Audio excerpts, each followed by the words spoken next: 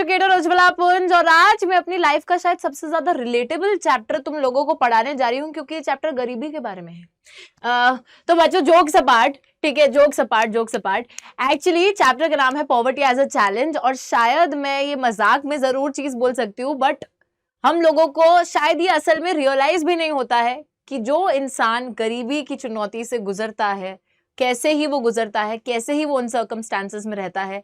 हमें जो चीज गरीबी लगती है ना, असली में गरीबी उससे भी बुरी चीज है, right?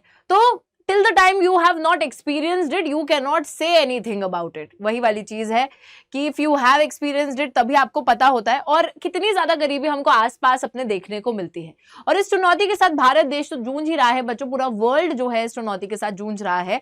What is actually poverty and why is it a challenge, how does poverty happen, क्या क्या कॉजेस होते हैं, क्या क्या मेजर्स हम लोगों ने पॉवर्टी की प्रॉब्लम से उभरने के लिए लिए हैं, इन सारी ही चीजों की बात हम इस चैप्टर में करने जा रहे हैं। So let us begin the chapter. इस चैप्टर को हम आज एक ही क्लास में जो है खत्म करने वाले हैं, वन शॉट में कंप्लीट करने वाले हैं। Let's move ahead. चलिए तो फटाफट से बच्चों यहां पर आ जाते हैं गरीबी की चुनौती को समझने के लिए और इंट्रोडक्शन यहां पर क्या है हमारे चैप्टर का, देखिए। This chapter deals with one of the most difficult challenges that are faced by independent India which are poverty. यार भारत आजाद देश तो बन गया था 1947 में, लेकिन फिर भी एक चीज जिससे कि हमें आज तक आजादी नहीं मिली है वो है बच्चों गरीबी की समस्या। हम इस चैप्टर के अंदर पॉवर्टी लाइन के बारे में पढ़ेंगे, कॉजेज ऑफ पॉवर्टी के बारे में पढ़ेंगे, anti poverty measures, human poverty, इन सारी ही चीजों के साथ हम डील करने वाले हैं। Let's continue. In our daily life, we come across many people who we think are poor. They could be the landless laborers in villages or people living in the overcrowded jhuggies in the cities. They could be daily wage workers at construction sites or child workers in the dhabas. They could also be beggars with children in tatters. We see poverty all around us. तो मैं वही कह रही हूँ कि हम लोग ना कभी कभी मैं देखती हूँ अपने फ्रेंड ग्रुप में और ऐसे लाइक हम मजाक वगैरह में ये चीज बोल देते हैं कि यार क्या ही गरीबी है, क्या ही ये है वो है, बट एक्चुअली पता ये गरीबी बिल्कुल नहीं है। हम लोग कितने ज्यादा प्रिविलेज्ड हैं ये शायद हमें पता नहीं है। बच्चों जो एक असल में गरीब इंसान है ना, अगर आप उसकी स्थिति को इमेजिन भी कर सकते हैं या सोच भी नहीं पाओगे तुम, ठीक है? तो वो चीज गरीबी है। हमें पता भी नहीं है यार कि लोग कितने बुरे सर्कमस्टांसेस में रहते हैं जहां पे वो एक बेसिक जो सस्टेनेबल लेवल है वो भी नहीं पूरा कर पाते, अपनी जो जरूरतें होती हैं उसको भी नहीं पूरा कर पाते। हम लोग अपने घर में पूरा टाइम पड़े हुए क्रिप करते रहते हैं हर चीज के बारे में कि यार ये नहीं है, वो नहीं है, वो नहीं है, ये नहीं है, उन चीजों का कभी शुक्र नहीं करते जो है हमारे पास। बट यहीं पर अगर असली में जो गरीबी है उसकी बात की जाए ना बच्चों, तो वो लोग जो होते हैं जो असली में गरीब होते हैं वो अपनी बेसिक नीड्स, बेसिक नेसेसिटीज को भी पूरा नहीं कर पाते, 2 वक्त की रोटी भी उनके नसीब में नहीं होती है। हम लोगों को अपने आसपास पॉवर्टी दिखती है, बहुत सारे लोग जो हमें लगता है कि गरीब है, हो सकता है कि वो लोग लैंडलेस लेबरर्स हो गांव के अंदर, या फिर लोग जो ओवर क्राउडेड झुग्गीज में रह रहे हैं शहरों के अंदर, जो बच्चे जो है कंस्ट्रक्शन साइट्स पे काम कर रहे हैं, जो लोग कंस्ट्रक्शन साइट्स पे काम कर रहे हैं, या बच्चे जो ढाबे में काम कर रहे हैं। हर किसी की कोई ना कोई मजबूरी है। वो बच्चा जो है इतने छोटी सी एज में कहीं पे काम इसलिए नहीं कर रहा है कि उसको शौक है थोड़े से पैसों के लिए अपना पूरा दिन खराब करने का, ठीक है? उसकी भी एज है, पढ़ाई लिखाई की उम्र है, बट वो उस पढ़ाई लिखाई को छोड़कर काम क्यों कर रहा है? क्योंकि मजबूरी है, ठीक है? तो वो वाली चीज आती है। अब यहाँ पर हम लोग देखते हैं every 4th person in India is poor. अगर हम इंडिया में ऐसे ढूंढने निकलेंगे ना तो हर चौथा इंसान गरीब है। एंड रफली 270 मिलियन या फिर 27 crore people in India live in poverty in 2011-12। तो 11-12 के डेटा के हिसाब से अगर हम बात करें तो 27 करोड़ लोग पॉवर्टी में रहते हैं। A lot is to be changed, बहुत ज्यादा अमाउंट है ये, तो वो तो हमें समझ में आ ही रहा है।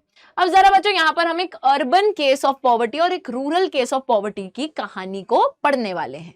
अर्बन केस यानी कि शहरों में किस तरीके की गरीबी का केस है, क्या होता है शहर के अंदर अगर कोई गरीब इंसान हो, तो उसकी बात करेंगे और साथ ही में फिर गांव के केस की भी बात करने वाले हैं। देखिए 33-year-old Ram Saran works as a daily wage laborer in a wheat flour mill near Ranchi in Jharkhand।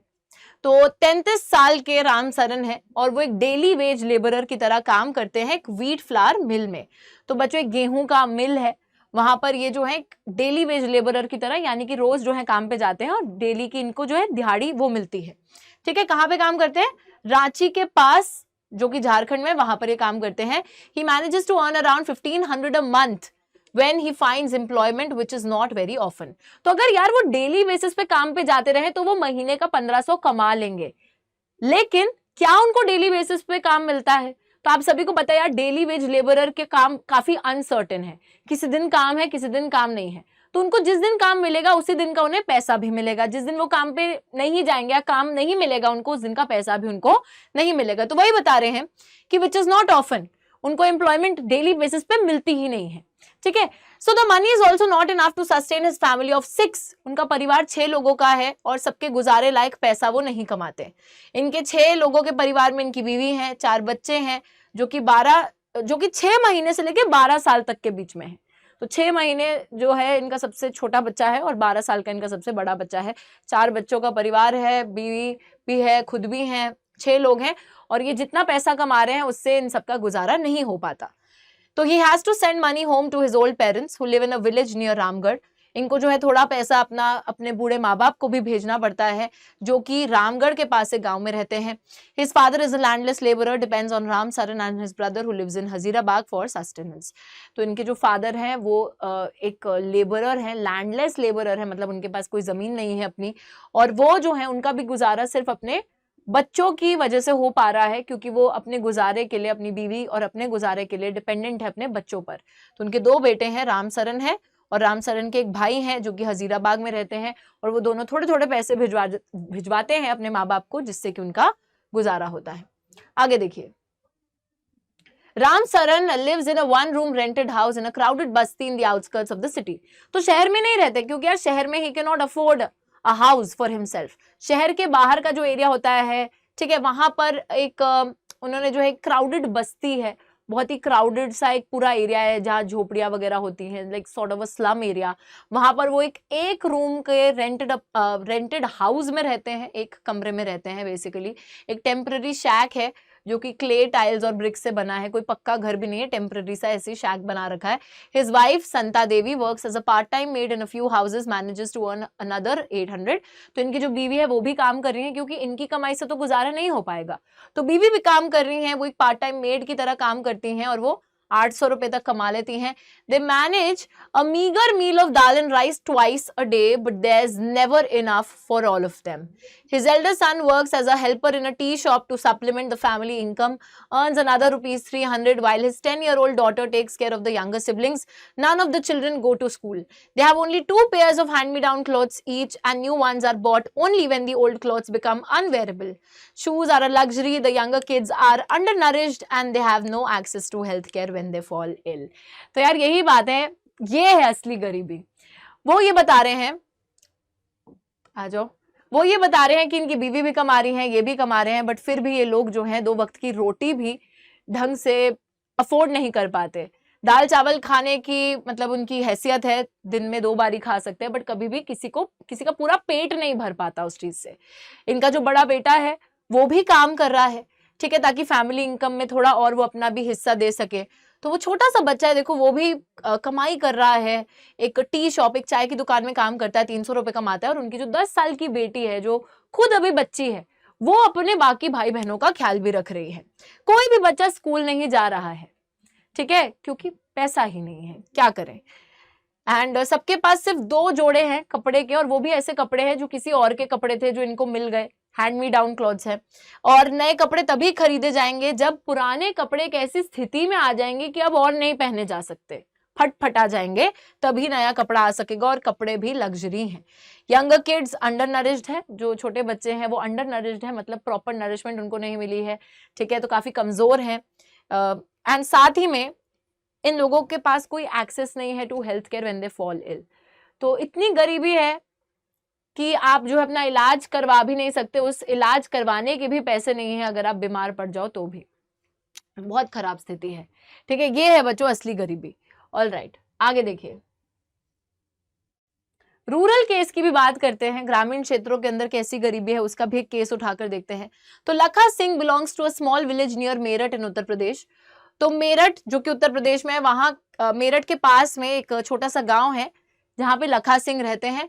His family doesn't own any land. इनके परिवार के पास कोई अपनी खुद की जमीन नहीं है। So they do odd jobs for the big farmers. So इस वजह से इन लोगों को, जो बड़े फार्मर्स हैं, जो जमींदार टाइप के फार्मर्स हैं या फिर जिनके पास बहुत ज्यादा लैंड एरिया, उनके लिए इन्हें काम करना पड़ता है। Work is erratic and so is the income.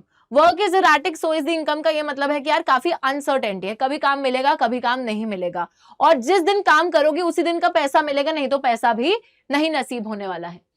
At times they get paid ₹50 for a hard day's work, but often it's in kind, a few kilograms of wheat or dal or even vegetables for toiling in the farm through the day. The family of 8 cannot always manage 2 square meals a day.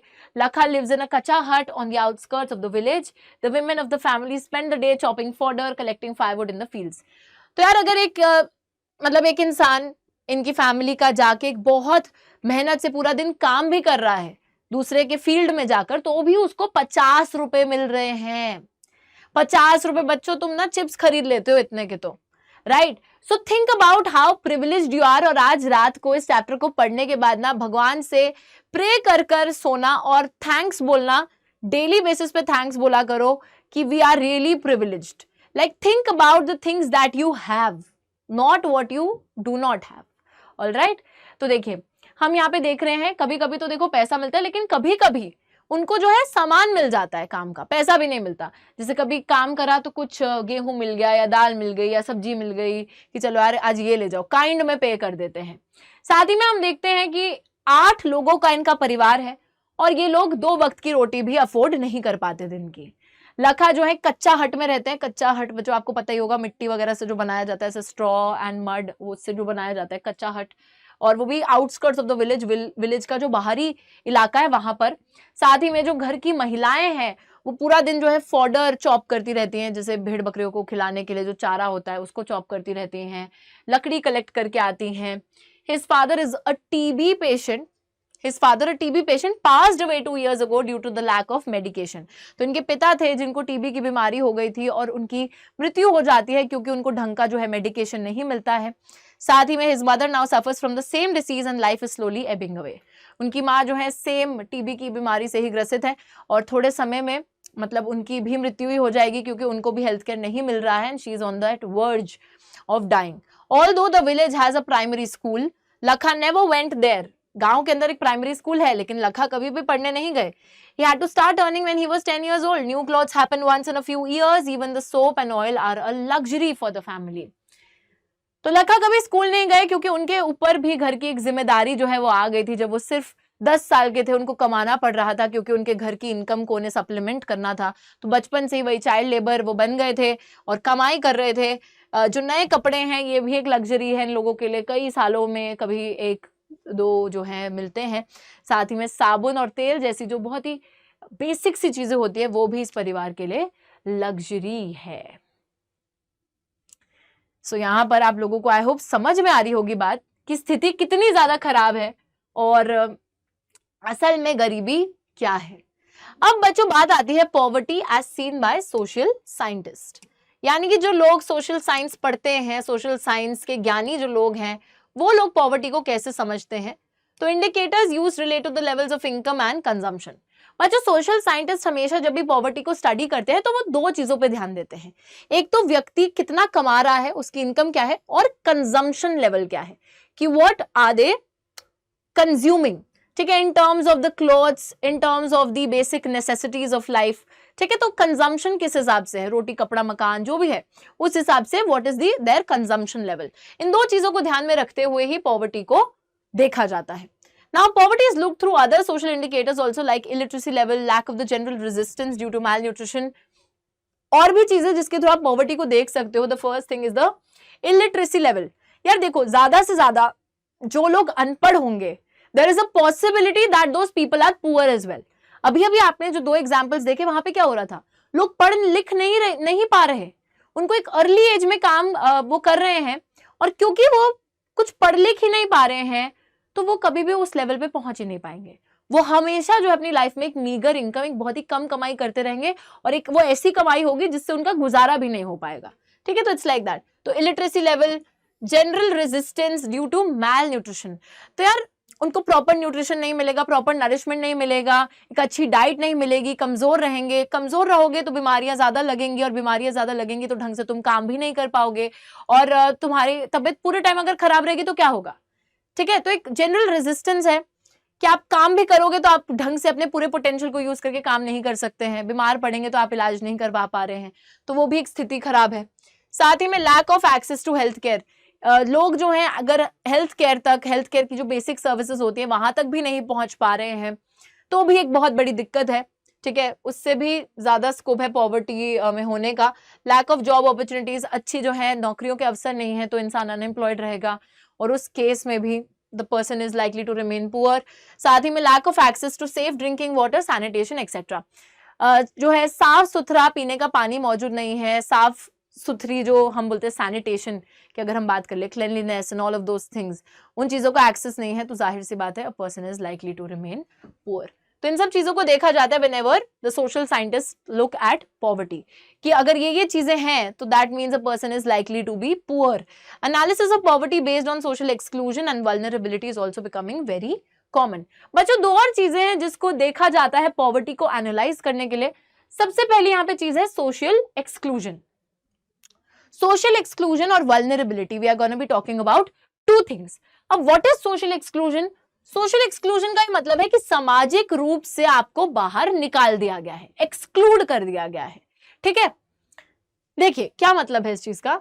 According to this concept, poverty must be seen in terms of the poor having to live only in a poor surrounding with the other poor people. Poor having to live in a poor surrounding with other poor people, excluded from enjoying social equality of better off people in better surroundings. बच्चों, अगर आपने अभी urban और rural case दोनों को देखा है तो आपने देखा होगा कि जो गरीब इंसान है वो बाकी लोगों के साथ जो शहर में जो मेन एरिया है वहां पे नहीं रह पा रहा, राइट। वो इंसान जो है एक तरीके से शहर से बाहर निकाल दिया गया है, जहां पे बेटर ऑफ पीपल रह रहे उनके बीच में नहीं रह रहा, उसको एक तरीके से शहर से बाहर निकाल दिया गया और वो इंसान आउटस्कर्ट्स जो है सिटी के या फिर जो गांव के आउटस्कर्ट्स है वहां पे रह रहा है बाकी गरीब लोगों के साथ में, जहां पे उसी तरीके के लोग रहते हैं, राइट। बेटर ऑफ लोगों के साथ से उसको हटा दिया गया है, एक्सक्लूड कर दिया गया है और कहीं ना कहीं बाहर के इलाके में उसको भेज दिया गया है। Social exclusion can be both a cause as well as a consequence of poverty in the usual sense. तो social exclusion एक cause भी है और एक consequence भी है poverty का। अब what does it mean कि cause भी है और consequence भी है? तो यार यहाँ पर ना बात जो समझने वाली है बिल्कुल अच्छे से समझना, यानी कि जो social exclusion है ना वो एक कारण भी है poverty का और एक नतीजा भी है poverty का। मतलब कि poverty है तो भी सोशल एक्सक्लूजन हो रहा है, ठीक है। और दूसरी चीज हमें यहां पे समझनी है कि सोशल एक्सक्लूजन है तभी पॉवर्टी बढ़ रही है। दोनों चीजें बिल्कुल सही हैं। देखो, गरीबी है इस वजह से समाज का जो एक तबका है जो कि गरीब है उसको एक तरीके से सामाजिक तौर पर अलग किया जा रहा है कि आप अगर गरीब हो तो आप बाकी जो अमीर लोग हैं उनके साथ नहीं रह सकते एक ही जगह पर। इस वजह से उन गरीबों को जो है आउटस्कर्ट्स पे भेजा जा रहा है, आउटस्कर्ट्स में, ताकि वो गरीब बाकी गरीबों के साथ में रहे।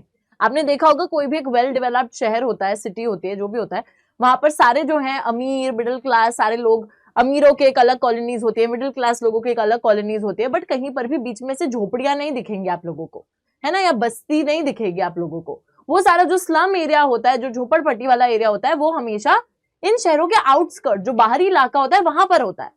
तो एक तरीके से क्योंकि वो लोग गरीब हैं इसलिए उनको सामाजिक तौर पर अलग किया जा रहा है और बाकी गरीबों के साथ आउटस्कर्ट्स पे रहने को भेजा जा रहा है। तो पहली बात तो ये हो गई कि गरीबी है, इस वजह से उनको सोशली एक्सक्लूड किया जा रहा है। अब हाँ, क्योंकि उनको सोशली एक्सक्लूड किया गया है, क्योंकि उनको सामाजिक तौर पे अलग किया गया है, इस वजह से भी वो गरीब के गरीब ही रह रहे हैं। क्योंकि यार अगर एक गरीब है इंसान, वो बिल्कुल जो है बाकी गरीबों के साथ आउटस्कर्ट्स पे रहता है, वहां पर उसके पास कोई सुख सुविधा नहीं है, वहां पे उसके पास कोई एक्सेस नहीं है अच्छी हेल्थ केयर का, अच्छी एजुकेशन का। और मतलब ऐसा होता है ना कि अगर सपोज गरीब जो है अमीरों के साथ रह रहे होते हैं, उन्हें भी लगता है यार कि पढ़ाई लिखाई करनी कितनी ज्यादा इंपॉर्टेंट है। उनके अंदर भी एक मोटिवेशन आती कि यार इफ दीज पीपल, जो अमीर लोगों के बच्चे हैं, अगर ये पढ़ने लिखने जा सकते हैं तो हम भी पढ़ने लिखने जा सकते हैं, हमें भी अपने लिए कुछ करना चाहिए। ठीक है, कि अगर ये कर रहे हैं, ये अच्छे रेस्टोरेंट्स में जा रहे हैं, अच्छे जगह पे जाके मूवियां देख रहे हैं, घूमने फिरने जा रहे हैं, तो they would also strive to live a better life. उनका भी मन करेगा कि यार हम भी इन लोगों की तरह कहीं ना कहीं ये सब चीजें कर सकें, और उसके लिए वो लोग फिर मेहनत करेंगे, उसके लिए वो लोग साइकिल ऑफ पॉवर्टी से बाहर निकलने की कोशिश करेंगे। बट ऐसा नहीं हो पा रहा है, क्योंकि एक तरीके से उनको अलग कर दिया, अमीर अलग गरीब अलग, है ना। अब गरीब जो है सारे गरीबों के साथ रह रहे हैं, जहां पे वो देख रहे हैं कि कोई रैग पिकर है, कोई रिक्शा चलाने वाला है, कोई ये सब कर रहे हैं, कोई कूड़ा बीनने वाला है ना, तो वो लोग भी वही देखकर वही सब करे जा रहे हैं, उनके बच्चे भी वही करे जा रहे हैं, तो वो एक साइकिल ऑफ पॉवर्टी में फंस गए हैं और वो उससे बाहर नहीं निकल पा रहे। तो इस वजह से हम ये देख सकते हैं कि सोशल एक्सक्लूजन है, इस वजह से भी people are bound to be poor, they will remain poor because they don't have access to better facilities because they are socially excluded। तो both एक cause भी है, एक consequence भी है, ठीक है। ये cause है पॉवर्टी का, यहाँ पे consequence है, वो वाली चीज समझ में आ गई होगी, ठीक है। ऑलराइट, आगे हम देखते हैं क्या होता है। हाँ, एक ऐसा प्रोसेस है सोशल एक्सक्लूजन जिसके थ्रू इंडिविजुअल्स या groups are excluded from the facilities और the benefits and opportunities that the others their betters enjoy. तो बच्चों बेसिकली सामाजिक तौर पे आपको अलग कर देने की जब बात आती है, ठीक है, सोशल एक्सक्लूजन की जब बात आती है, तो उसका यही मतलब होता है कि जैसे कुछ इंडिविजुअल्स हैं या ग्रुप्स हैं जो कि ऑब्वियसली गरीब हैं, उनको एक्सक्लूड कर दिया है, उनको बाहर निकाल दिया है उन सभी सुविधाओं से, फायदों से और अवसरों से जो बेटर लोग हैं in terms of the money that they have, वो सब लोग जो एंजॉय कर पा रहे हैं उन सभी फैसिलिटीज से, बेनिफिट से, अपॉर्चुनिटीज से दूर कर दिया है, वंचित कर दिया है, ठीक है। तो सारे अगर अमीर लोग इधर रह रहे हैं तो गरीब जो हैं वो आउटस्कर्ट्स में रह रहे हैं, यहाँ पे सारी फैसिलिटीज हैं, बेनिफिट्स हैं, अपॉर्चुनिटीज हैं, उन सभी से दूर कर दिया है उन गरीबों को। वो गरीब जो हैं एक्सेस ही नहीं कर पा रहे, पहुंच ही नहीं पा रहे उन फैसिलिटीज तक, ठीक है। It can cause more damage than having a very low income, और इससे जो है और भी ज्यादा डैमेज हो सकता है, और भी ज्यादा खराबी हो सकती है than having a very low income. Low income है तो ठीक है, बट अगर आप लोगों को एकदम अलग थलग कर दिया गया है बाकी समाज से, तो उससे जो है और भी ज्यादा आपकी सिचुएशन खराब हो सकती है, आप और ज्यादा बर्बाद हो सकते हो, ठीक है। जो नेक्स्ट चीज है वो है वल्नरेबिलिटी। अब बच्चों ये बड़ा ही प्यारा सा कंसेप्ट है और मैं ये इसी लाइन में आपको ही समझा दूंगी what is vulnerability. It is a measure that describes the greater probability of certain communities or individuals of becoming or remaining poor in the coming years। बच्चों वल्नरेबल वो व्यक्ति है जिसके ऊपर किसी भी चीज का जो डेंजर है, जो खतरा है, वो बाकी लोगों से ज्यादा है, ठीक है। So who is a vulnerable person, जिसके ऊपर जो रिस्क है, जो खतरा है, जो डेंजर है, वो बाकी लोगों के कंपैरिजन में ज्यादा है। अब यहां पर बात हो रही है कि कुछ इंडिविजुअल्स जिनके ऊपर जो प्रोबेबिलिटी है of staying poor, remaining poor in the upcoming years, अगर उनपे वो प्रोबेबिलिटी ज्यादा मंडरा रही है, so they will be called vulnerable. जैसे कि एग्जांपल मैं आपको देती हूँ, सपोज एक सिचुएशन मानते हैं अर्थक्वेक आ रहा है, ठीक है, भूकंप आ रहा है, भूकंप के झटके महसूस हो रहे हैं। अब इस सिचुएशन के अंदर आपको फटाफट से ना बाहर भाग के ग्राउंड में जाना है ताकि आप बच सको उस अर्थक्वेक से। अब जो लोग बच्चे होंगे वो तो फटाफट भाग के चले जाएंगे, अच्छे खासे जो यूथ होगी हमारी, है ना, वो भी फटाफट चली जाएगी। जो यंग लोग होंगे 30-40 साल के, वो भी जल्दी शायद पहुंच जाए। बट यार जो एक हम बोल सकते हैं जो बूढ़े लोग हैं, जो एल्डरली पीपल हैं, who are in their late 60s, 70s, 80s, उन लोगों के लिए क्या वो उतनी फुर्ती से भाग के ग्राउंड तक पहुंच सकते हैं? तो नहीं। तो अर्थक्वेक से होने वाला जो डैमेज है उसके लिए ज्यादा वल्नरेबल कौन है? हमारे जो एल्डरली पीपल हैं, जो बूढ़े लोग हैं, है ना। खतरा उन पे ज्यादा है कि अर्थक्वेक से अगर कोई नुकसान होगा तो इन जो बूढ़े लोग हैं उन पे वो खतरा ज्यादा है कि वो नुकसान मतलब उनको झेलना पड़ेगा, राइट। तो इसी तरीके से सेम वही चीज है कि अगर गरीबी होती है, अगर गरीबी है, तो गरीबी के लिए भी there are some sections of the society who are more prone, who जिनके ऊपर जो है ज्यादा डेंजर मंडरा रहा है कि दे विल रिमेन पुअर, या फिर वो और ज्यादा गरीब हो जाएंगे, ठीक है। वो वाली चीज है ऑफ बिकमिंग और रिमेनिंग पुअर। या तो वो अभी गरीब नहीं है, उनके ऊपर खतरा है कि वो बन सकते हैं गरीब, या फिर वो गरीब हैं और उनके ऊपर ये खतरा है कि वो गरीब ही रहेंगे, ठीक है। तो कोई गरीब है तो वो गरीब ही रहेगा, उसके ऊपर ये खतरा है। या फिर कोई गरीब नहीं है अभी, पर वो गरीब बन सकता है इन द अपकमिंग इयर्स, क्योंकि इन लोगों के ऊपर खतरा मंडरा रहा है ज्यादा गरीबी में जाने का या होने का, ठीक है। तो दो ज्यादा वल्नरेबल ग्रुप जिनके ऊपर जो डेंजर है वो ज्यादा होता है in comparison to the other people. Alright, देखिए अब बात करते हैं नेक्स्ट कंसेप्ट की, जो की है पॉवर्टी लाइन। लेकिन पॉवर्टी लाइन पे जाने से पहले बच्चों अभी मैं आप लोगों को एक बारी फिर से रिकैप देना चाहूंगी। हमने ना अभी दो चीजें पढ़ी कि सोशल इंडिकेटर्स इन दो, मतलब जो हमारे सोशल साइंटिस्ट होते हैं वो इन दो सोशल इंडिकेटर्स को भी देखते हैं when they look at poverty. One was social exclusion, है ना, हमने देखा सॉरी मौसम बदल रहा है, ठीक है, आ जाती है। हाँ, तो सोशल एक्सक्लूजन क्या होता है, जिसमें आप लोग सामाजिक तौर पे सारे अमीर लोग एक साथ रह रहे और गरीबों को आपने आउटस्कर्ट्स पे भेज दिया, उनको अलग थलग कर दिया, ठीक है, वो वाली चीज है। उसके बाद हमने देखा वल्नरेबिलिटी, यानी कि कुछ ऐसे ग्रुप्स और communities who are under the threat कि दे विल रिमेन पुअर और they will become poor in the coming years. Alright, तो ये दोनों चीजें हैं। अब उसके बाद तीसरी यहाँ पे चीज आती है which is the poverty line. Actually तीसरी नहीं है, ये नई चीज है बिल्कुल। अब पॉवर्टी लाइन क्या होती है बच्चों, अब आप सोच रहे हो मैम पॉवर्टी लाइन यानी कि गरीबी रेखा। अब ये जो रेखा लक्ष्मण रेखा की तरह है कि ये एक रेखा है, इसको आप ऐसे टाप के क्रॉस कर लोगे तो आप जो है विनर हो गए, आप अब गरीबी में नहीं रहे, अगर पीछे रह गए तो आप पुअर रह गए। नहीं बच्चों, ऐसा कुछ भी नहीं है। पॉवर्टी लाइन असली में कोई लकीर नहीं बना रखी हमने, कहीं पे पेंट नहीं कर रखा कि चलो कूद के जाओ उधर अमीर होगे, इधर रहोगे तो गरीब रहोगे, ठीक है। Poverty line is nothing but it is an imaginary line. Imaginary line है यार, असल में ये कोई लाइन नहीं है। बट इस गरीबी रेखा का हम लोग इस्तेमाल करते हैं ये देखने के लिए कि कौन गरीब, असल में कौन गरीब है। तो जो लोग इस लाइन के नीचे आएंगे those will be considered poor, जो लोग इस लाइन के ऊपर आएंगे वो पुअर कंसिडर नहीं करे जाएंगे, ठीक है, they will not be poor. कैसे, क्यों कंसिडर करे जाएंगे, क्या क्राइटेरिया है, क्या पॉवर्टी लाइन के नीचे आते हो या पॉवर्टी लाइन के ऊपर आते हो, तो जरा देखते हैं। A person is considered poor if his or her income or consumption level falls below a given minimum level necessary to fulfill the basic needs. बच्चों हम लोगों को ना हमेशा हम ऐसी मजाक मस्ती में बोलते रहते हैं अरे यार हम बहुत गरीब हैं, ये है वो है।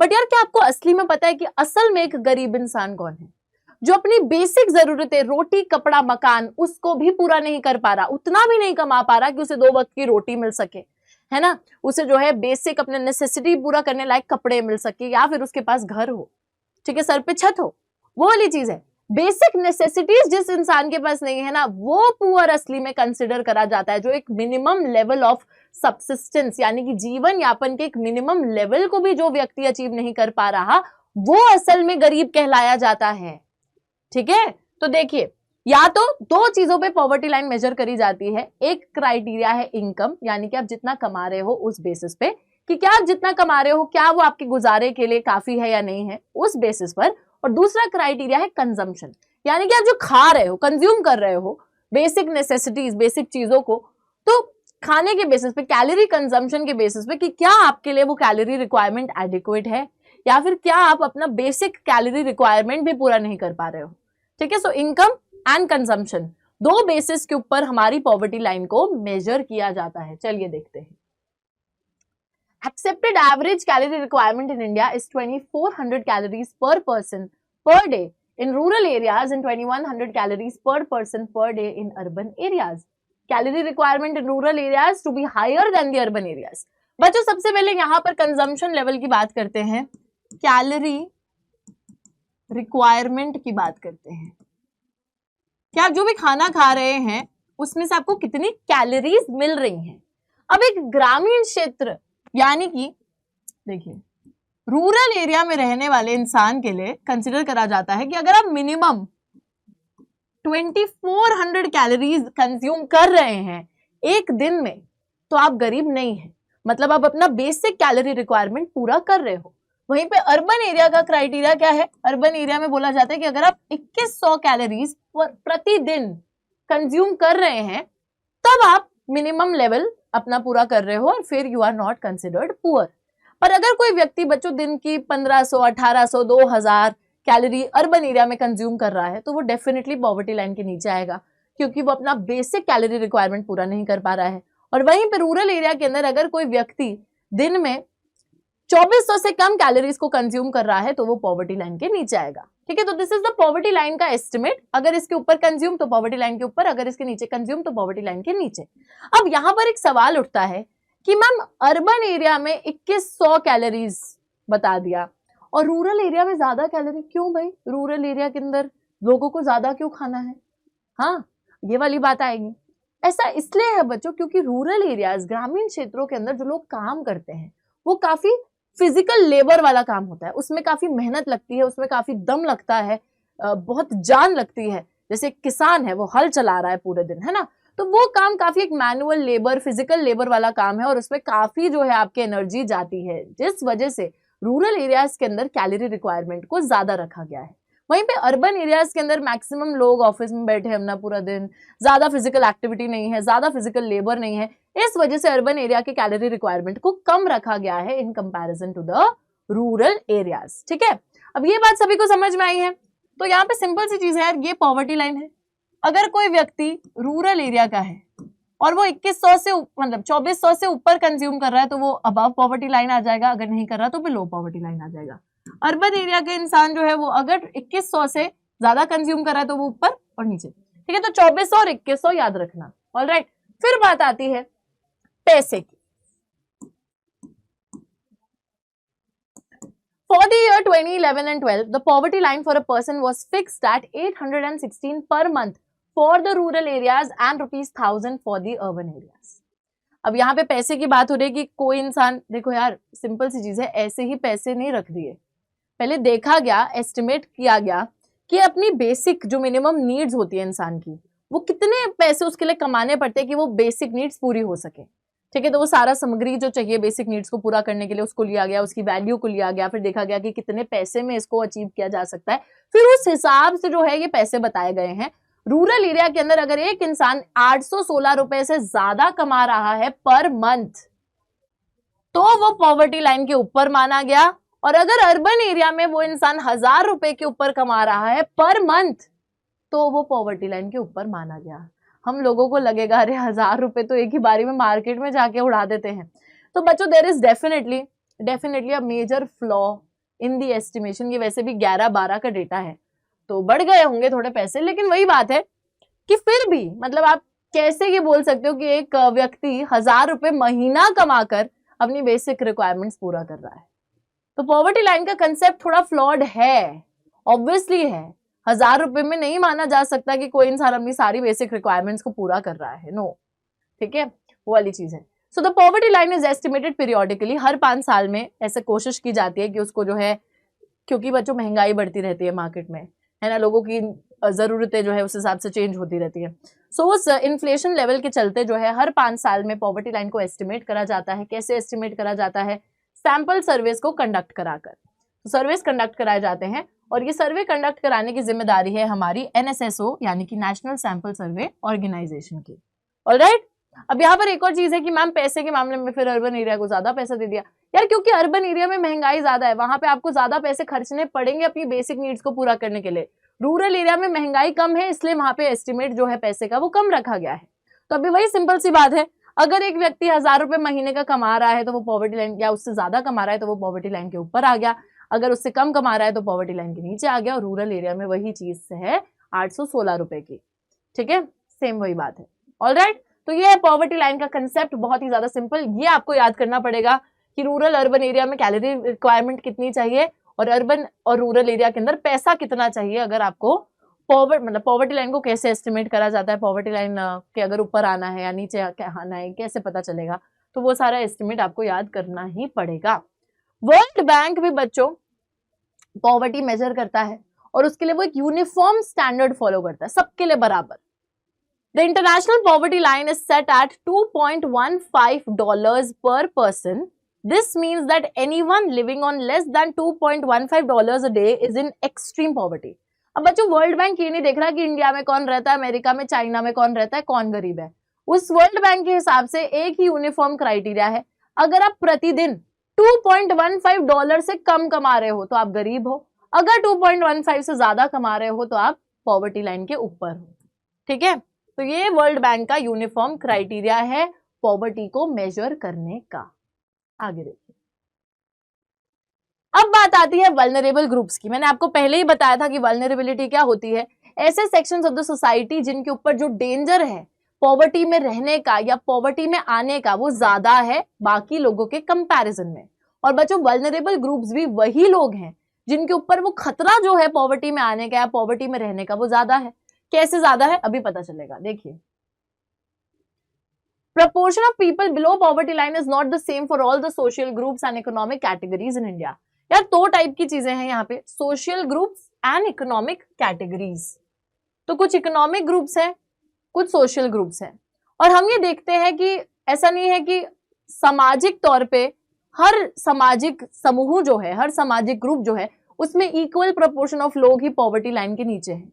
नहीं, सामाजिक तौर पर भी बच्चों वेरी करता है कि कुछ ऐसे सामाजिक तबके हैं जिनमें ज्यादा लोग पॉवर्टी में पाए जाते हैं, और कुछ ऐसे आर्थिक तबके भी हैं जिसमें ज्यादा लोग पॉवर्टी में पाए जाते हैं। दैट मीन्स जहां पे ज्यादा लोग पाए जा रहे हैं, दैट मीन्स वो लोग ज्यादा वल्नरेबल हैं, है ना। देखिए, सोशल ग्रुप्स की बात करें तो आपके शेड्यूल कास्ट और शेड्यूल ट्राइब्स में ये चीज देखी जाती है। ये दो ऐसे ग्रुप्स हैं जो कि ज्यादातर इनमें जो है ज्यादा प्रपोर्शन ऑफ पीपल आपको बिलो पॉवर्टी लाइन देखने को मिल जाएगा। वहीं पे अगर इकोनॉमिक ग्रुप्स की बात करें तो ग्रामीण क्षेत्रों के जो एग्रीकल्चरल लेबर है, एग्रीकल्चरल लेबर यानी कि जिनके पास खुद की जमीनें नहीं है, जो लोग दूसरों की जमीनों पे जाके काम करते हैं, एग्रीकल्चरल लेबर हाउसहोल्ड्स, ये सब लोग जो है ज्यादा पॉवर्टी में आपको देखने को मिलेंगे। And urban casual labour household, ठीक है, अर्बन कैजुअल लेबर हो गए आपकी, जो कि बच्चों अर्बन एरियाज में काम करती हो, जिसको डेली बेसिस पर काम को ढूंढना पड़ता है। ऐसा नहीं है कि कोई उनके पास फिक्स्ड सोर्स ऑफ इनकम है, फिक्स्ड वर्क है, so they have to like on a daily basis look out for work. जैसे आपके पेंटर्स हो गए, कारपेंटर हो गया, प्लम्बर हो गए, ठीक है, अर्बन कैजुअल लेबर या फिर कंस्ट्रक्शन साइट पे काम करने वाले लोग हो गए, ऑल ऑफ दोज पीपल, ठीक है। तो ये बात समझ में आती है। तो ये कुछ सामाजिक और आर्थिक तबके हैं हु आर वल्नरेबल, जिनका ज्यादा चांस है पॉवर्टी में रहने का और पॉवर्टी में आने का, क्योंकि इनका जो प्रोपोर्शन है पॉवर्टी में वो ज्यादा देखने को मिलता है।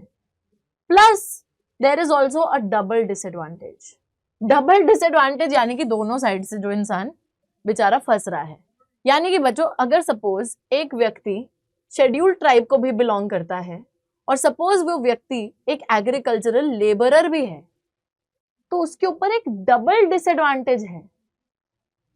दोनों साइड से, सामाजिक तौर पे भी, आर्थिक तौर पे भी उसके ऊपर एक डबल खतरा मंडरा रहा है कि वो पॉवर्टी में आ सकता है या और ज्यादा पुअर हो सकता है, राइट। तो एक डबल डिसएडवांटेज, यानी कि अगर आप एक ऐसी सोशल कैटेगरी को भी बिलोंग करते हो जो कि वल्नरेबल है, और प्लस एक इकोनॉमिक कैटेगरी को भी बिलोंग करते हो जो वल्नरेबल है, दैट मीन्स आपके ऊपर एक डबल डिसएडवांटेज है टू बी पुअर और remain poor. Alright, poorest of the poor किसको बोलते हैं? गरीबों में से भी सबसे ज्यादा गरीब। Women, elderly people and the female infants are systematically denied equal access to resources available to the family. Therefore, they are the poorest of the poor.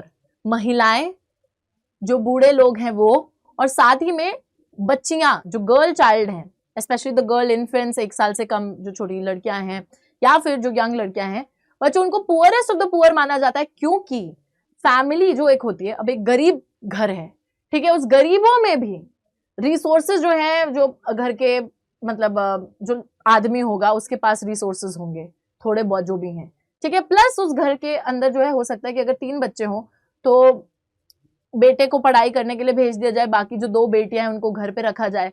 तो वही बात हो रही है, औरत जो है घर की, उसके साथ रिसोर्सेज ना शेयर करे जाए, घर के जो बूढ़े हैं उनके साथ ना शेयर करे जाए। तो वही बात है कि जो गरीब होते हैं उनमें भी सबसे ज्यादा गरीब होते हैं female infants, the women of the family and the elderly people, because they are not given an equal access to the family resources. जो परिवार के संसाधन है उसको लेकर एक इक्वल पहुंच जो है सबके पास नहीं होती है, महिलाओं के पास तो स्पेशली नहीं होती है और बूढ़े लोगों के पास भी नहीं होती है, ठीक है। तो घर के जो आदमी हैं एटलीस्ट उनके पास एक्सेस होता है, बट बाकी लोगों के पास तो वो भी नहीं है। तो गरीबों में से भी सबसे ज्यादा गरीब ये हमारी 3 कैटेगरीज आ जाएंगी। Alright, okay. तो यहाँ पर आप देख सकते हैं कि इनको वल्नरेबल ग्रुप्स क्यों बोला जाता है, क्योंकि जो इनका शेयर है बच्चों पॉवर्टी के अंदर वो सबसे ज्यादा देखने को मिलता है। जैसे शेड्यूल ट्राइब्स का आप देख सकते हो कितना ज्यादा है, शेड्यूल कास्ट का कितना ज्यादा है, एवरेज इंडियन पॉवर्टी रेशियो इतना है, और एवरेज से भी ज्यादा इन लोगों का रेशियो है। Agricultural labourers, casual labourers, all of that. तो डेटा के हिसाब से बोला है, ऐसे मजाक मस्ती नहीं हो रही है यहाँ। ऑलराइट, चलिए अब बच्चों यहाँ पे बात आती है इंटर स्टेट डिस्पैरिटीज की। इंटर स्टेट डिस्पैरिटी का क्या मतलब है? यानी कि यार कभी कभी ऐसा देखा जाता है कि किसी ना किसी भारत का जो राज्य है, कहीं कोई ऐसा स्टेट है जहां पे ज्यादा पॉवर्टी है, कोई ऐसा स्टेट है जहां पॉवर्टी कम है, तो एक डिफरेंस एग्जिस्ट करता है। ऐसा नहीं है कि पंजाब में भी उतनी ही गरीबी है, हरियाणा में भी उतनी ही है, उत्तर प्रदेश में भी उतनी ही है, बिहार में भी उतनी ही नहीं, देयर इज अ डिस्पैरिटी, ठीक है, देयर इज अ डिफरेंस, कहीं पे ज्यादा है कहीं पे कम है। बिहार और Orissa continue to be the two poorest states, सबसे ज्यादा गरीब स्टेट्स हैं। रिडक्शन ऑफ पॉवर्टी, कुछ स्टेट्स में पॉवर्टी कम भी हुई है। पंजाब हरियाणा में पॉवर्टी कम होने का रीजन है हाई एग्रीकल्चरल ग्रोथ रेट। तो बच्चों क्योंकि पंजाब और हरियाणा के अंदर जो एग्रीकल्चरल ग्रोथ रेट था, लोग ज्यादा जो है फार्मिंग वहां पे करते हैं, लोग ज्यादा जो है एग्रीकल्चर में इन्वॉल्व हैं, और क्योंकि वहां पे एग्रीकल्चरल डेवलपमेंट हुई, इस वजह से भी सी कि वहां पे गरीबी जो है वो कम हुई है ओवर द ईयर्स। केरला के अंदर पॉवर्टी रेट कम होने का रीजन है क्योंकि यहाँ पे ह्यूमन रिसोर्स डेवलपमेंट पे फोकस किया जाता है। तो केरला के अंदर अच्छी एजुकेशन, अच्छी हेल्थ केयर सर्विसेज को प्रोवाइड करके जो लोग हैं उनको और ज्यादा काबिल बनाया जाता है, और ज्यादा सक्षम बनाया जाता है, ताकि वो और अच्छी इनकम को अर्न कर सके और अपना लाइफस्टाइल और इम्प्रूव कर सके, गरीबी से बाहर निकल सके। तीसरा स्टेट यहाँ पे वेस्ट बंगाल है। यहाँ पे लैंड रिफॉर्म मेजर्स की वजह से पॉवर्टी से लोग बाहर आए हैं। लैंड रिफॉर्म मेजर्स का मतलब है बच्चों, जैसे जमींदारी सिस्टम वगैरह को खत्म कर देना, लैंड सीलिंग लगा देना, जहां पे बोल देना कि एक व्यक्ति जो है वो एक लिमिटेड अमाउंट ऑफ लैंड ही अपने नाम पे रख सकता है, बाकी उसको गिव अप करना पड़ेगा। तो इन लैंड रिफॉर्म मेजर्स की वजह से एक जो गैप है अमीरों और गरीबों के बीच में वो कम होने को दिखा है। आंध्र प्रदेश और तमिलनाडु के अंदर जो पीडीएस सिस्टम है, फूड ग्रेन्स का, अनाज का जो पीडीएस सिस्टम है बच्चों, जिसके थ्रू हमारी जो सरकार होती है वो सब्सिडाइज्ड रेट्स पे गरीबों को खाना प्रोवाइड करती है, अनाज प्रोवाइड करती है, उसके थ्रू लोगों की हेल्थ केयर कंडीशंस इंप्रूव होती हैं। तो इन सब चीजों की वजह से यहाँ पर भी पॉवर्टी रिड्यूस हुई है इन दीज स्टेट्स, ठीक है। तो रीजंस को याद रखना। फिर बात आता है ग्लोबल पॉवर्टी सिनेरियो की। ग्लोबल पॉवर्टी सिनेरियो, अभी तो हमने सिर्फ इंडिया की बात करी, बट यार ग्लोबली भी तो ऐसा नहीं है ना कि जितनी गरीबी इंडिया में उतनी यूएसए में, उतनी चाइना में, तो यहाँ पर भी एक डिस्पैरिटी रहती है, कहीं पे ज्यादा है कहीं पे कम है। तो ग्लोबल पॉवर्टी वैसे अगर ओवरऑल देखी जाए पूरे ग्लोब में सारी की सारी कंट्रीज को मिलाकर, तो ऑब्वियसली पॉवर्टी कम हुई है ग्लोबली, ठीक है, लेकिन रीजनल डिफरेंसेस बड़े हैं। किसी रीजन में बहुत ज्यादा कम हो गई, कहीं पे इतनी नहीं हुई, कहीं पे बिल्कुल ही कम नहीं हुई, तो वो वाली चीज है। चाइना और साउथ ईस्ट एशियन कंट्रीज के अंदर पॉवर्टी डिक्लाइन हुई है। Why? Due to the rapid economic growth and massive investments in the human resource development. तो यार चाइना और जो साउथ ईस्ट एशियन कंट्रीज हैं, यहाँ पर क्योंकि आर्थिक रूप में ये देश आगे बढ़े, ठीक है, बहुत ज्यादा इन्वेस्टमेंट यहाँ पे की गई ह्यूमन रिसोर्स पर, वही लोगों को एजुकेशन, हेल्थ केयर ये सब प्रोवाइड करने में। सो ऑब्वियसली इन सब रीजंस की वजह से यहाँ पर गरीबी कम हुई है। साउथ एशिया के अंदर डिक्लाइन उतना ज्यादा तेजी से नहीं हुआ, हम लोग भी साउथ एशिया में ही रहते हैं, यहाँ पे पॉवर्टी उतनी ज्यादा तेजी से कम नहीं हुई। सब सहारन अफ्रीका जो है यहाँ पे पॉवर्टी बढ़ गई। लैटिन अमेरिका जो है यहाँ पे पॉवर्टी का रेशियो बिल्कुल सेम रहा। और कुछ ऐसी जगह हैं जैसे कि फॉर्मर सोशलिस्ट कंट्री, जैसे कि रशिया है बच्चों, सोवियत यूनियन का है ना जो हिस्सा थी, तो अभी रशिया के अंदर पॉवर्टी रीसर्फेस हो गई। मतलब एक टाइम ऐसा था जब यहाँ खत्म हो गई थी, बट फिर से गरीबी देखने को मिल गई, रीसर्फेस हो गई, ठीक है। सो इट्स लाइक कि वैसे ग्लोबली अगर देखा जाए तो पॉवर्टी कम हुई है, बट रीजनली जो है काफी एक वेरिएशन देखने को मिलता है। जैसे कि हम देख रहे हैं China, south east Asian countries के अंदर पॉवर्टी रिड्यूस हुई। हमारा जो साउथ एशिया है यहाँ पे डिक्लाइन उतनी तेजी से नहीं हुआ। मतलब जो हमारा अफ्रीका है वहां तो पॉवर्टी बढ़ गई। लैटिन अमेरिका के अंदर पॉवर्टी सेम रही, कुछ इंक्रीज डिक्रीज नहीं आया, कहीं कहीं पे पॉवर्टी फिर से देखने को मिल गई। तो वही है, एक डिफरेंस जो है वो देखने को मिलता है। अब हम आ जाएंगे यहां पर कॉजेस को समझने के लिए। कॉजेस ऑफ पॉवर्टी, कौन कौन से कारणवश पॉवर्टी हुई है, ठीक है। तो चलिए बच्चों यहाँ पे देखिए, आप रीजंस देख सकते हैं। हिस्टोरिकल रीजन है, सोशियो कल्चरल इकोनॉमिक फैक्टर्स है, huge income inequalities, moving to cities, low level of living standard, limited impact of green revolution, इन सभी चीजों की बात करते हैं और साथ ही में एंटी पॉवर्टी मेजर्स को भी देख लेते हैं। सबसे पहले कारण से शुरू करते हैं जो कि हमारी पॉवर्टी को बहुत ज्यादा बढ़ा दिया जिसने, वो था बच्चों हिस्टोरिकल रीजन, यानी कि एक ऐतिहासिक रीजन है गरीबी के आने का। क्या है वो ऐतिहासिक रीजन? सो हम लोग देखते हैं कि हिस्टोरिकल रीजन है ब्रिटिश टाइम पीरियड का। तो जब ब्रिटिशर्स इंडिया में आए थे बच्चों, उस टाइम पे इंडिया के अंदर एक लो लेवल ऑफ इकोनॉमिक डेवलपमेंट को देखा जाता है। लो लेवल ऑफ इकोनॉमिक डेवलपमेंट का मतलब है कि हमारी कॉलोनियल गवर्नमेंट ऐसी ऐसी पॉलिसीज लेकर आई, हमारी जो ईस्ट इंडिया की गवर्नमेंट थी, ब्रिटिश गवर्नमेंट थी, वो ऐसी ऐसी पॉलिसीज लेकर आई जिसने कि हमारी जो ट्रेडिशनल इंडियन इंडस्ट्रीज थी उनको तबाह कर दिया और उन इंडस्ट्रीज को आगे बिल्कुल भी बढ़ने नहीं दिया। वो सिर्फ अपने फायदे के लिए हमारी इंडस्ट्रीज को इस्तेमाल करते थे और इंडस्ट्रीज को बिल्कुल आगे बढ़ने नहीं देते थे।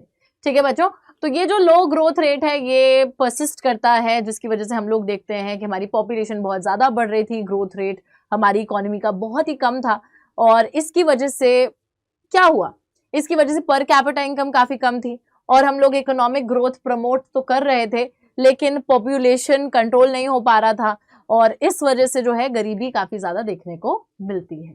ठीक है, सो इकोनॉमी आगे नहीं बढ़ पा रही थी, लोग बहुत ज्यादा हो रहे थे, अनएम्प्लॉयमेंट बहुत ज्यादा हो रही थी, लोग कमा नहीं पा रहे थे, लोग कुछ काम नहीं कर पा रहे थे, तो इस वजह से भी गरीबी को एक काफी पुश मिलता है due to this historical reason. Next reason हम लोग देखते हैं limited impact of the green revolution.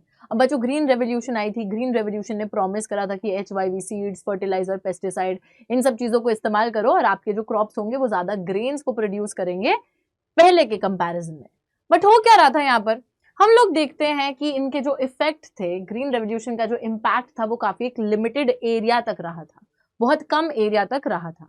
ठीक है, और इंडस्ट्रीज जो थी पब्लिक सेक्टर की, प्राइवेट सेक्टर की, उन्होंने कुछ जॉब्स प्रोवाइड करी लोगों को, लेकिन उन जॉब्स के प्रोवाइड करने से वही है कि थोड़ी बहुत नौकरियां प्रोवाइड कर दी, लोग तो बहुत ज्यादा थे जो नौकरी की तलाश में थे, तो उससे भी कोई फायदा हुआ नहीं।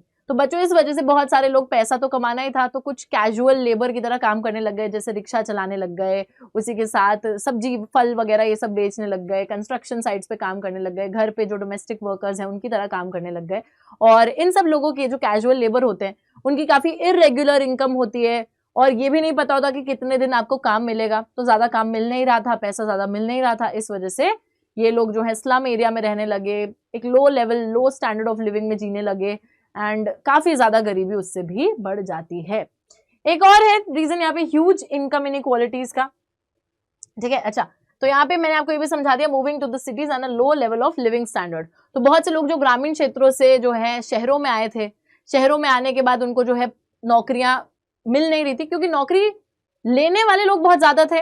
ठीक है, the people who wanted jobs were more in numbers और नौकरियां बहुत कम थी, तो इस वजह से इन लोगों को जो है रिजॉर्ट करना पड़ा छोटे छोटे कामों के लिए, कि कैजुअल लेबर बनना पड़ा, पेंटर्स, प्लम्बर्स, ये सब vendors, domestic servants, rickshaw police and all of that. तो ये लोग वो सब काम करने लगे, स्लम्स में रहने लगे, आउटस्कर्ट्स में रहने लगे, सोशल एक्सक्लूजन हो गया इनका, तो पॉवर्टी बहुत ज्यादा बढ़ जाती है।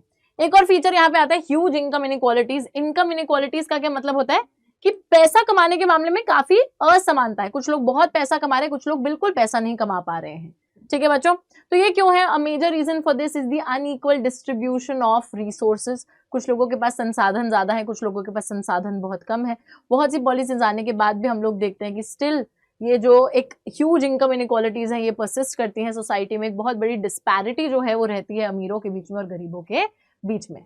फिर आता है socio cultural and economic factor. बच्चों सोशियो कल्चरल और इकोनॉमिक फैक्टर की जब हम बात करते हैं तो ये लास्ट चीज है। ठीक है, लास्ट चीज socio cultural and economic factors का मतलब है कि कुछ सोशल ऑब्लिगेशंस पूरी करने की वजह से, जैसे कुछ रिलीजियस सेरेमनी करने की वजह से, अपनी बेटी की शादी करवानी है, घर में किसी की मृत्यु हो गई तो उसके लिए पूरा प्रॉपर इलैबोरेट आपको जो है सारी चीजें करनी है, तो इन सोशल ऑब्लिगेशंस को पूरे करने के लिए भी बहुत सारे पैसे जो है गरीब लोगों को खर्चने पड़ते हैं, जिसके लिए उनको पैसा बोरो करना पड़ता है, सबसे पहले जो है कर्जा लेना पड़ता है, कर्जे में वो लोग डूब जाते हैं, वापस पैसा लौटा नहीं पाते, तो इससे जो है डेट ट्रैप में वो लोग फंस जाते हैं just to fulfil these religious ceremonies and social obligations. तो ये भी एक बहुत बड़ा रीजन है इंडिया के अंदर जिसकी वजह से पॉवर्टी रैपिडली ग्रो करी है। बट यार ऑब्वियसली ये तो सारे कॉजेज हो गए जिनकी वजह से गरीबी हुई है, बट अब गरीबी को सॉल्व भी तो करना है, तो उसके लिए भी तो हमने कुछ मेजर्स लिए होंगे। सर हमारी ना एंटी पॉवर्टी स्ट्रैटेजी थी। एंटी पॉवर्टी स्ट्रैटेजी यानी कि किस तरीके से हमको जो है गरीबी के साथ डील करना है, उसके दो पहलू हैं। एक पहलू है, एक तो देखो बड़ा सिंपल सा रीजन है कि हम लोग इकोनॉमिक ग्रोथ पे जोर दें, सारी जितने भी हमारे सेक्टर्स हैं, चाहे वो प्राइमरी, सेकेंडरी, टर्शरी सेक्टर हो, हर सेक्टर में कुछ ना कुछ पॉलिसीज लाते रहें ताकि हर सेक्टर के अंदर जॉब्स वगैरह जनरेट हों। जॉब्स जनरेट होंगी तो लोगों को ज्यादा काम मिलेगा, लोग ज्यादा काम करेंगे, लोग ज्यादा पैसा कमाएंगे, तीनों सेक्टर्स आगे बढ़ेंगे, इकोनॉमी जो है वो ग्रो करेगी, इकोनॉमी ग्रो करेगी तो गरीबी खत्म होगी। ठीक है, तो वो वाली चीज तो सबसे पहले आती है। और दूसरा पहलू इसका है टारगेटेड एंटी पॉवर्टी प्रोग्राम्स। दूसरा रीजन बच्चों, मतलब दूसरा हमने जो जरिया पकड़ा वो था टारगेटेड एंटी पॉवर्टी प्रोग्राम्स, यानी कि जिसके थ्रू हम लोग बहुत ही टारगेटेड सी पॉलिसीज बनाई गई कि इस पॉलिसी से ना हमें ये चीज अचीव करनी है, इस पॉलिसी से हमें गरीबी खत्म करनी है।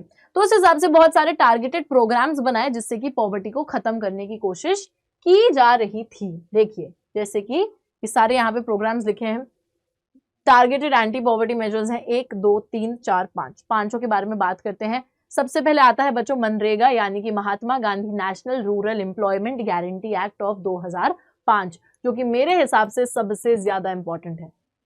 मनरेगा के बारे में देखिए, aim to provide 100 days of wage employment to every household to ensure livelihood security in rural areas. बच्चों ग्रामीण क्षेत्रों के अंदर हर जो घर है, हर जो हाउस होल्ड है, उसको 100 दिन का रोजगार प्रोवाइड करने का जो है यहाँ पर एम, उद्देश्य रखा गया था हमारे मनरेगा द्वारा। नेक्स्ट है प्राइम मिनिस्टर रोजगार योजना, जिसको PMRY बोला जाता है। इस पर्टिकुलर प्रोग्राम का एम था to create self-employment opportunities for the educated unemployed youth in rural areas and small towns। तो जो हमारी educated, बेसिकली देखो पढ़ी लिखी जो बेरोजगार हमारी यूथ है, उसके लिए ये प्रोग्राम लाया गया था ताकि वो जो यूथ है उसको सेल्फ एम्प्लॉयमेंट अपॉर्चुनिटीज मिले, खुद से अगर वो अपना कुछ छोटा मोटा काम चालू करना चाहते तो वो कर सके रूरल एरियाज के अंदर और स्मॉल टाउन्स के अंदर। तीसरी पॉलिसी है यहाँ पर हमारा प्रोग्राम है जिसका नाम है rural employment generation programme, REGP। इस प्रोग्राम के तहत यहाँ पर भी सेल्फ एम्प्लॉयमेंट अपॉर्चुनिटीज क्रिएट करने का मोटिव था रूरल एरियाज में, स्मॉल टाउन्स में। अब देखो डिफरेंस क्या है, प्राइम मिनिस्टर रोजगार योजना में भी सेल्फ एम्प्लॉयमेंट अपॉर्चुनिटीज क्रिएट करने की बात हो रही है स्मॉल टाउन्स में, रूरल एरियाज में, लेकिन बेसिकली यहाँ पर एजुकेटेड अनएम्प्लॉयड यूथ जो है उस पर फोकस किया जा रहा है। बट यहाँ पर जो रूरल एम्प्लॉयमेंट जनरेशन प्रोग्राम है, यहाँ पे ऐसे किसी पे फोकस नहीं किया जा रहा, सबको साथ में लेके चला जा रहा है सेल्फ एम्प्लॉयमेंट अपॉर्चुनिटीज क्रिएट करने के लिए। फिर आ रही है स्वर्ण जयंती ग्राम स्वरोजगार योजना। स्वर्ण जयंती ग्राम स्वरोजगार योजना के अंदर assisted poor families above the poverty line by organizing them into self-help groups through a mix of bank credit and government subsidy।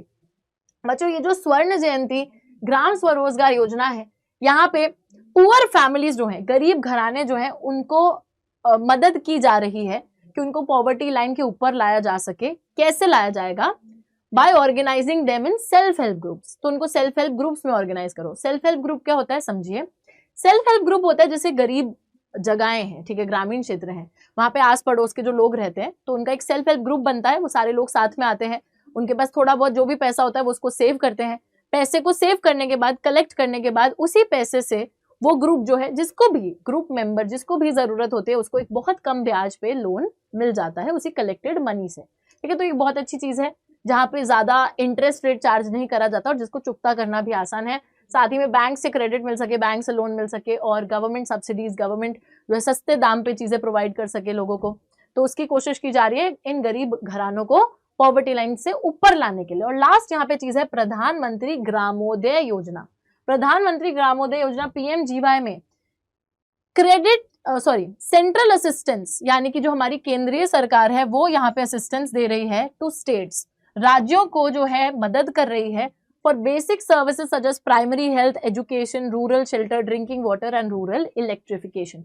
तो बच्चों केंद्रीय सरकार यहाँ पे सारे राज्यों की मदद कर रही है कि हम जो बेसिक सर्विसेज हैं जैसे कि हेल्थ केयर है, एजुकेशन सर्विस है, घर वर की, रूरल शेल्टर, पीने के पानी या फिर बिजली की जो सुविधाएं हैं उसमें हम आपकी मदद करेंगे और वो जो है हम ग्रामीण क्षेत्रों तक पहुंचाएंगे सारी बेसिक सर्विसेज। तो ये कुछ टारगेटेड एंटी पॉवर्टी प्रोग्राम्स बनाए गए ताकि बच्चों गरीबी रेखा से ऊपर गरीबों को लाया जा सके और उनकी मदद की जा सके बाय दी गवर्नमेंट। ऑलराइट, और जो लास्ट चीज आती है वो मैं आपको वैसे ही एक्सप्लेन कर दूंगी। तो वो मतलब it is about the human poverty, so we will be talking about that. Poverty की बच्चों जो वैसे हम डेफिनेशन देखते हैं कि गरीबी है, गरीबी पॉवर्टी लाइन ये होती है वो होती है ना, all of that, minimum standard of living जो लोग अचीव नहीं कर पा रहे वो सब। बट यार देखो पॉवर्टी उससे भी बहुत बढ़कर है, राइट। हम लोगों को लगता है कि अगर ठीक है किसी ने 1000 रुपए महीने के कमा लिए, उससे ऊपर कमा लिए तो वो अमीर हो गया क्या? नहीं बच्चों, बहुत सारी चीजें हैं, अगर आपको वो नहीं मिल रही तो भी आप एक तरीके से पुअर कहलाए जाओगे। बहुत सारे लोग हो सकता है कि अपनी 2 वक्त की रोटी का गुजारा कर पा रहे हो, लेकिन क्या उनके पास रहने को ढंग का घर है? क्या उनके पास अच्छी हेल्थ केयर तक का एक्सेस है? क्या उनके पास अच्छी एजुकेशन है? क्या वो जिस सेक्टर में काम करते हैं क्या उनकी जॉब सिक्योर है? क्या वो कास्ट और जो सामाजिक भेदभाव होता है, ठीक है, जेंडर डिस्क्रिमिनेशन है, कास्ट डिस्क्रिमिनेशन है, इन सब चीजों से मुक्त हैं? क्या चाइल्ड लेबर जैसी प्रैक्टिसेस अभी भी चल रही हैं, चालू हैं, क्या उनके बच्चे भी कमा रहे हैं बचपन से ही, या फिर वो पढ़ रहे हैं? तो बहुत सारी चीजें मैटर करती है when it comes to the concept of poverty. ठीक है, ऑब्वियसली पॉवर्टी का कोई ये मतलब नहीं है कि आपके घर ने, चलो आपके घर में 1000 रुपए कमा लिया आपने, उससे ज्यादा कमा लिए, चलो 2 वक्त की रोटी सबने खा ली, हो गए, ये तो गरीबी रेखा से ऊपर आ गए। नहीं, बाकी सब चीजें भी तो देखी जाएंगी कि आपको ढंग की पढ़ाई लिखाई, क्या आपके घर में जो है अगर कोई बीमार पड़ता है तो क्या उसको अच्छी हेल्थ केयर मिल पा रही है, क्या आपके पास एक सर पे छत है ना, क्या आप एक अच्छे सैनिटेशन फैसिलिटीज आपको मिल रही हैं, क्या आप लोग मतलब अगर आगे और अपने आप को डेवलप करना चाहते हो तो कर सकते हो, कहीं सामाजिक तौर पे आपको जो है ऐसे ऑप्रेस तो नहीं किया जा रहा, भेदभाव तो नहीं किया जा रहा। सो ये सारी चीजें देखी जाएंगी। ठीक है, और जब ये सारी चीजों से एक इंसान मुक्त हो जाएगा तब वो असल सेंस में पॉवर्टी की साइकिल से बाहर आ पाएगा, नहीं तो कहीं ना कहीं आप फिर भी पॉवर्टी की साइकिल के तहत ही दबे पड़े हो। तो ये बच्चों पॉवर्टी की डेफिनेशन जो है, गरीबी की जो डेफिनेशन है वो बहुत ज्यादा वेरिड है। ठीक है, बाकी बहुत सारी चीजें हैं जो गरीबी के अंदर आप इंक्लूड कर सकते हो, और तभी जब इन चीजों से उभर पाओगे तभी असल रूप में, है ना, आप गरीबी से बाहर निकल सकते हो। तो that is the concept of human poverty. Alright, तो इसी के साथ हमारा चैप्टर होता है समाप्त। I hope you all like the chapter, बहुत ही सिंपल चैप्टर है, इसको अच्छे से पढ़ लीजिएगा, अच्छे से रिवाइज कर लीजिएगा। I will see you guys in the next class along with the new chapter. कौन सा पढ़ना चाहते हैं मुझे जरूर कमेंट्स में बताइएगा। तब तक के लिए take care and bye bye guys.